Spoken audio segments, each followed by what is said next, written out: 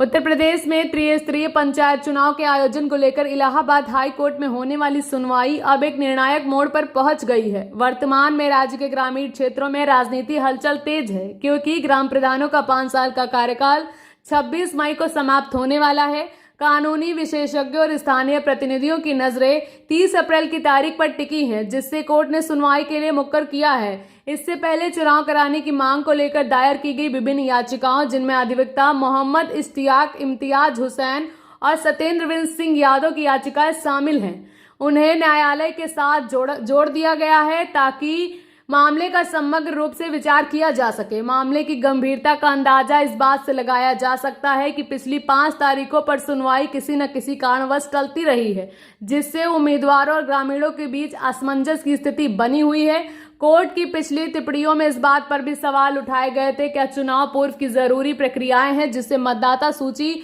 पुनरीक्षण पूरी कर ली गई है। शासन द्वारा अंतिम मतदाता सूची के प्रकाशन के लिए 10 जून की तिथि निर्धारित की गई है, जो व्यवहारिक रूप से यह संकेत देती है कि कार्यकाल समाप्त होने से पहले चुनाव संपन्न करा पाना लगभग असंभव है। चुनाव प्रक्रिया शुरू करने के लिए मतदाता सूची का अंतिम रूप में होना अनिवार्य है और वर्तमान समय सीमा को देखते हुए सरकारी मशीनरी और राज्य निर्वाचन आयोग की तैयारियों पर सवाल उठ रहे हैं। इसी बीच कानूनी मोर्चे पर एक बड़ी चुनौती सामने आई है, जहां पंचायती राज विभाग के प्रमुख सचिव को अवमानना नोटिस जारी किया गया है, जिससे विशेष याचिका पर 19 मई को सुनवाई होनी है, जो कि कार्यकाल खत्म होने से ठीक 1 सप्ताह पहले है। दूसरी ओर ग्राम प्रधानों के संगठन ने भी अपनी सक्रियता बढ़ा दी है और मुख्यमंत्री के समक्ष अन्य राज्यों जैसे मध्य प्रदेश, उत्तराखंड के उदाहरण पेश किए हैं, जहां विशेष परिस्थितियों में निर्वाचित प्रतिनिधियों का कार्यकाल बढ़ाया गया था।